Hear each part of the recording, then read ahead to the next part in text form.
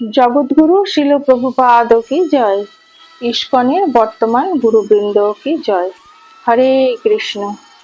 কৃষ্ণ ভুলে যেই জীব অনাদি বহির মুখ, অতীব মায়া তারে দেয় সংসার ও দুঃখ। শ্রীকৃষ্ণকে ভুলে জীব অনাদি কাল ধরে জড়া প্রকৃতির প্রতি আকৃষ্ট রয়েছে। তাই মায়া তাকে এই জড়জগতে নানান প্রকার দুঃখ প্রদান করছে। পরম করুণাময় ভগবান কৃষ্ণ স্মৃতি জাগরিত করতে মায়াগ্রস্ত জীবের কল্যাণে বেদ পুরাণ আদি শাস্ত্র গ্রন্থাবলী দান করেছেন। ভক্তি হচ্ছে ভগবানকে জানার ও ভগবত প্রীতি সাধনের একমাত্র সহজ উপায়। শাস্ত্রে যে 64 প্রকার ভক্তাঙ্গের কথা বলা হয়েছে তার মধ্যে একাদশী ব্রত সর্বোত্তম। শ্রবণ, কীর্তন, স্মরণ আদি নবদা ভক্তির পরই দশম ভক্তাঙ্গ রূপে একাদশীর স্থান। এই তিথিকে হরিবাসর বলা হয়। তাই ভক্তি লভ্যেচ্ছু সকলেরই একাদশী ব্রত পালনের পরম উপযোগিতার কথা বিভিন্ন পুরাণে বর্ণিত হয়েছে। একাদশী তিথি সকলের অভীষ্ট প্রদানকারী। এই ব্রত পালনে সমস্ত প্রকার পাপ বিনষ্ট, সর্ব সৌভাগ্য ও শ্রীকৃষ্ণের প্রীতিবিধান হয়। নারী পুরুষ নির্বিশেষে 8 থেকে 80 বছর বয়স পর্যন্ত যে কোনো ব্যক্তিরই ভক্তি সহকারে পবিত্র একাদশী ব্রত পালন করা কর্তব্য। সংকটজনক অবস্থা বা জন্ম মৃত্যুর অসচে কখনো একাদশী পরিত্যাগ করতে নেই। একাদশীতে শ্রাদ্ধ উপস্থিত হলে সেই দিন না করে দ্বাদশীতে শ্রাদ্ধ করা উচিত। শুধু বৈষ্ণবেরাই নয়, শিবের উপাসক, সূর্য, চন্দ্র ইত্যাদি ইন্দ্রাদি যে কোনো দেবোপাসক সকলেরই কর্তব্য একাদশী ব্রত পালন করা।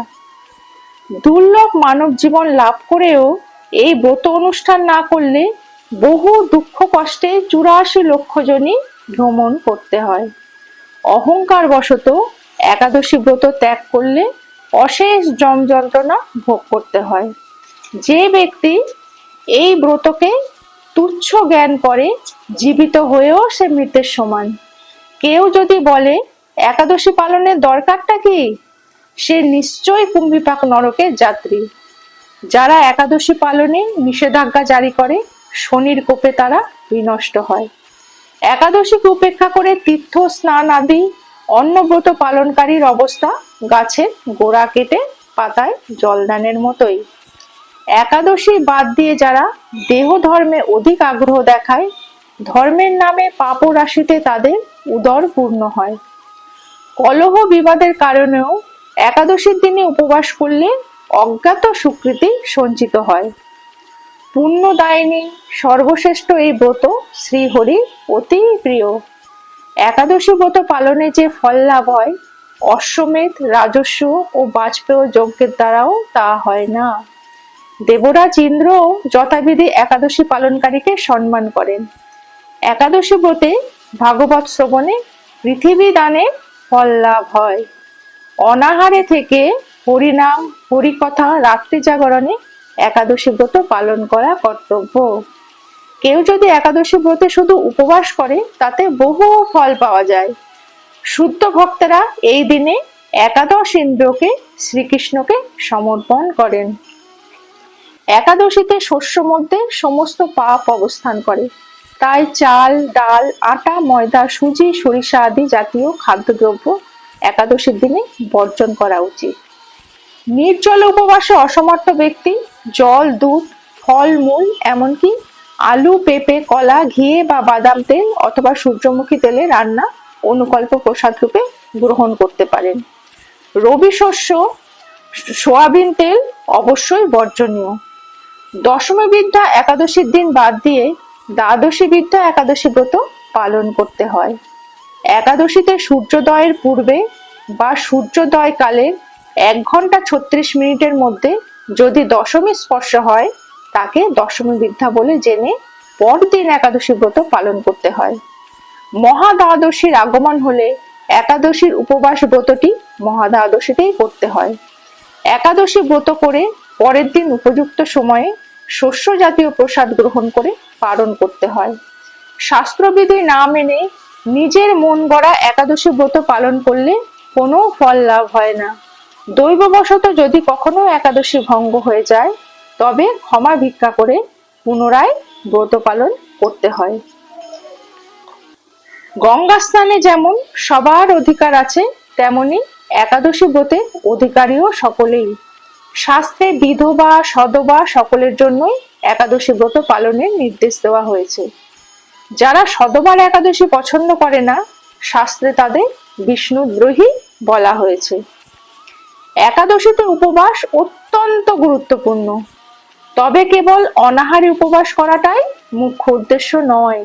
মুখ্য উদ্দেশ্য হচ্ছে গোবিন্দ বা শ্রীকৃষ্ণের প্রতি অধিক শ্রদ্ধা ও প্রেমপরায়ণ হওয়া। উপ মানে নিকটে, বাস মানে অবস্থান করা, অর্থাৎ শ্রীহরির নিকটে অবস্থান করা। একাদশীর দিন উপবাস করার মুখ্য উদ্দেশ্য হচ্ছে শারীরিক আবশ্যকতাগুলি খর্ব করে ভগবানের মহিমা কীর্তন এবং অন্যভাবে ভগবানের সেবা করে সময়ের সদ্ব্যবহার করা। আজ 18 জুন 2024 মঙ্গলবার, শুভ পাণ্ডবা নির্জলা একাদশী। পারণের সময় আগামীকাল বাংলাদেশে সকাল 5:11 হইতে 8টা পর্যন্ত এবং পশ্চিমবঙ্গে আগামীকাল সকাল 4:50 থেকে 7:30 পর্যন্ত। আজকে আমরা পাণ্ডবা নির্জলা একাদশী ব্রত মহত্ব কথা এখন শ্রবণ করব। জ্যৈষ্ঠ মাসের শুক্লপক্ষে এই নির্জলা একাদশী ব্রত সম্পর্কে ব্রহ্ম বৈবর্ত পুরাণে শ্রী ভীমসেন ব্যাস সংবাদে বর্ণিত হয়েছে। মহারাজ যুধিষ্ঠির বললেন, হে জনার্দন, আমি অপরা একাদশীর সমস্ত মাহাত্ম্য শ্রবণ করলাম। এখন জ্যৈষ্ঠ শুক্লপক্ষের একাদশীর নাম ও মাহাত্ম্য কৃপাপূর্বক আমার কাছে বর্ণনা করুন। শ্রীকৃষ্ণ বললেন, এই একাদশীর কথা মহর্ষি ব্যাসদেব বর্ণনা করবেন, কেননা তিনি সর্বশাস্ত্রের অর্থ ও তত্ত্ব পূর্ণ রূপে জানেন। রাজা যুধিষ্ঠির ব্যাসদেবকে বললেন, হে মহর্ষি দ্বৈপায়ন, আমি মানুষের লৌকিক ধর্ম এবং জ্ঞানকাণ্ডের বিষয়ে অনেক শ্রবণ করেছি। আপনি যথাযথভাবে ভক্তি বিষয়ে কিছু ধর্মকথা এখন আমায় বর্ণনা করুন। শ্রী ব্যাসদেব বললেন, হে মহারাজ, তুমি যেসব ধর্মকথা শুনেছ, এই কলিযুগের মানুষের পক্ষে সেই সমস্ত পালন করা অত্যন্ত কঠিন, যা সুখে সামান্য খরচে অল্প কষ্টে সম্পাদন করা যায়, অথচ মহাফল প্রদান করে এবং সমস্ত শাস্ত্রের সারস্বরূপ সেই ধর্মই কলিযুগের মানুষের পক্ষে করা শ্রেয়। সেই ধর্মকথাই এখন আপনার কাছে বলছি। উভয় পক্ষের একাদশীর দিনে ভোজন না করে উপবাস ব্রত করবে। দ্বাদশীর দিনে স্নান করে শুচিশুদ্ধ হয়ে নিত্যকৃত্য সমাপনের পর শ্রীকৃষ্ণের অর্চন করবে। এরপর ব্রাহ্মণদেরকে প্রসাদ ভোজন করাবে। অশৌচাদিতেও এই ব্রত কখনো ত্যাগ করবে না। যে সকল ব্যক্তি স্বর্গে যেতে চায় তাদের সারা জীবন এই ব্রত পালন করা উচিত। পাপ কর্মে রত ও ধর্মহীন ব্যক্তিরাও যদি এই একাদশীর দিনে ভোজন না করে তবে তারা যমযাতনা থেকে রক্ষা পায়। শ্রী ব্যাসদেবের এসব কথা শুনে গদাধর ভীমসেন অসত্য পাতার মতন কাঁপতে কাঁপতে বলতে লাগলেন, হে মহাবুদ্ধি পিতামহ, মাতা কুন্তী, দ্রৌপদী, ভ্রাতা যুধিষ্ঠির, অর্জুন, নকুল ও সহদেব এরা কেউই একাদশীর দিনে ভোজন করে না। আমাকেও অন্ন গ্রহণ করতে নিষেধ করে, কিন্তু দুঃসহ ক্ষুধা যন্ত্রণার জন্য আমি উপবাস করতে পারি না। ভীমসেনের এরকম কথায় ব্যাসদেব বলতে লাগলেন, যদি স্বর্গাদি দিব্যধাম লাভে তোমার একান্ত ইচ্ছা থাকে তবে উভয় পক্ষের একাদশীতে ভোজন করবে না। তদুত্তরে ভীমসেন বললেন, আমার নিবেদন এই যে উপবাস তো দূরের কথা, দিনে একবার ভোজন করে থাকাও আমার পক্ষে অসম্ভব, কারণ আমার উদরে বৃক নামে অগ্নি আছে। ভোজন না করলে কিছুতেই সে শান্ত হয় না। তাই প্রতিটি একাদশী পালনে আমি একেবারেই অপারগ। হে মহর্ষি, বছরে একটি মাত্র একাদশী পালন করে যাতে আমি দিব্যধাম লাভ করতে পারি, এরকম কোনো একাদশীর কথা আমাকে নিশ্চয় করে বলুন। তখন ব্যাসদেব বললেন, জ্যৈষ্ঠ মাসের শুক্লপক্ষের একাদশী তিথিতে জল পান পর্যন্ত না করে সম্পূর্ণ উপবাসে থাকবে, তবে আচমনে দোষ হবে না।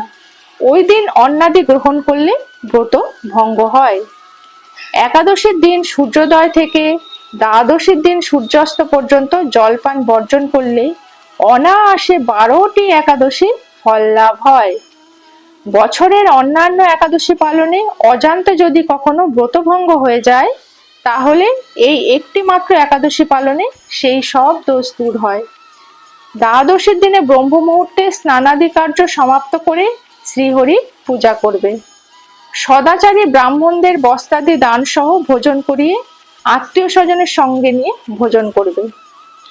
এরূপ একাদশী ব্রত পালনে যে প্রকার পুণ্য সঞ্চিত হয়, এখন তা শ্রবণ করো। সারা বছরের সমস্ত একাদশীর ফলই এই একটি মাত্র ব্রত উপবাসে লাভ করা যায়। শঙ্খ, চক্র, গদা পদ্মধারী ভগবান শ্রীকৃষ্ণ আমাকে বলেছেন, বৈদিক ও লৌকিক সমস্ত ধর্ম পরিত্যাগ করে যারা একমাত্র আমার শরণাপন্ন হয়ে এই নির্জলা একাদশী ব্রত পালন করে, তারা সর্বপাপ মুক্ত হয়। বিশেষত কলিযুগে ধনসম্পদ দানের মাধ্যমে, সদ্গতি বা স্মার্ত সংস্কারের মাধ্যমেও যথার্থ কল্যাণ লাভ হয় না। কলিযুগে দ্রব্য শুদ্ধি নেই, কলিতে শাস্ত্রোক্ত সংস্কার বিশুদ্ধ হয় না, তাই বৈদিক ধর্ম কখনো সুসম্পন্ন হতে পারে না। হে ভীমসেন, তোমাকে বহু কথা বলার আর কি প্রয়োজন? তুমি উভয় পক্ষের একাদশীতে ভোজন করবে না। যদি তাতে অসমর্থ হও, তবে জ্যৈষ্ঠ মাসের শুক্লপক্ষের একাদশীতে অবশ্যই নির্জল উপবাস করবে। এই একাদশী ব্রত ধনধান্য ও পুণ্যদায়িনী। যমদূতগণ এই ব্রত পালনকারীকে মৃত্যুর পরও স্পর্শ করতে পারে না। পক্ষান্তরে বিষ্ণুদূতগণ তাকে বিষ্ণুলোকে নিয়ে যান। শ্রী ভীমসেন ওই দিন থেকে নির্জলা একাদশী পালন করতে থাকায় এই একাদশী পাণ্ডবা নির্জলা বা ভীমসেনী একাদশী নামে প্রসিদ্ধ হয়েছে। এই নির্জলা একাদশীতে পবিত্র তীর্থে স্নান, দান, জপ, কীর্তন ইত্যাদি যা কিছু মানুষ করে তা অক্ষয় হয়ে থাকে। যে ব্যক্তি ভক্তি সহকারে এই একাদশী মহামন্ত্র পাঠে বা শ্রবণ করেন, তিনি বৈকুণ্ঠ ধাম প্রাপ্ত হন। হরে কৃষ্ণ কৃষ্ণ কৃষ্ণ হরে হরে, হরে রাম রাম রাম হরে হরে।